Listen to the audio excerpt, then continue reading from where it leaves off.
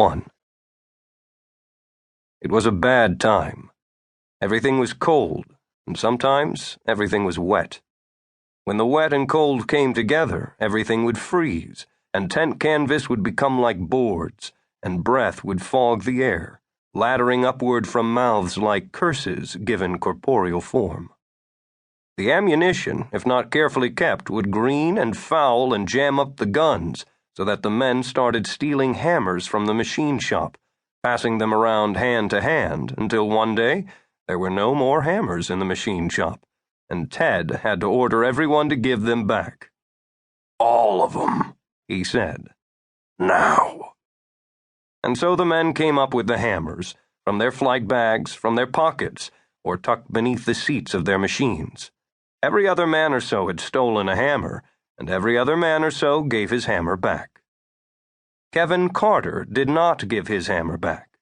He stood with the other men as half slunk away to fetch back the hammers that they'd used to bang the shit out of their guns' breeches when the shitty greened ammo fouled their smooth operation. He stared after those who had to walk the flight line, looking for their machines, and watched those who rummaged through their kits for the tools. And when Ted looked him in the eyes, Kevin folded his arms across his chest and met Ted's gaze with guiltless, frozen calm. Of course he'd stolen a hammer. He'd been one of the first. But he'd be damned if he was going to give it back just because Ted had asked. Besides, it was in his machine in the longhouse, and, at the moment, it had seemed like a long way to walk. Danny Diaz was dead. Mickey Solvay had drank himself useless and been sent home. Raj Gottlieb had gotten sick and was extracted in a coma that was next door to death. John Williams had been crippled with both legs shattered below the knee. None of the triple arms worked. They were electronic, tiny little screamers no bigger than a baby's fist, and the cold and the wet fucked with their internal whatevers so that they failed as fast as they were deployed to the perimeters of the field.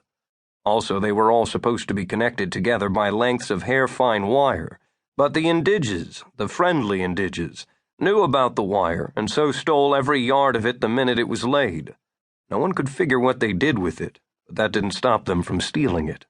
No one could figure what they did with dead batteries either, or buttons clipped off uniforms or shell casings, but they stole those too.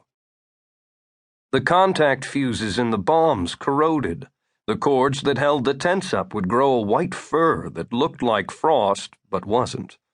Shortly after, they'd snap, and a tent would come down or sag like a drunk punched in the stomach. And for 10 minutes or an hour, the men would all have something to laugh about, especially if it happened in the middle of the night or in the rain.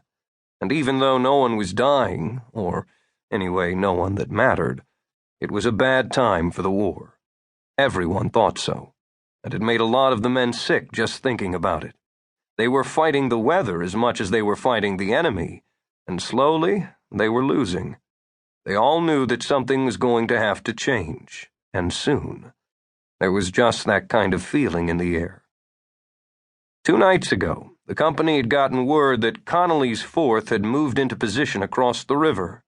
They'd been turned back at the bridge, again near Riverbend, but had finally made their crossing at a heretofore undiscovered ford 2 miles downriver and were digging in by dawn. They were exhausted, but nearly at full strength, due in large part to the overwhelming cowardice of Connolly himself. He was afraid of the dark, was the word. Doubly afraid of fighting in it. Triply afraid of dying in it. It was rumored that the downriver ford was found accidentally by some of his pikemen who'd stumbled onto it while retreating.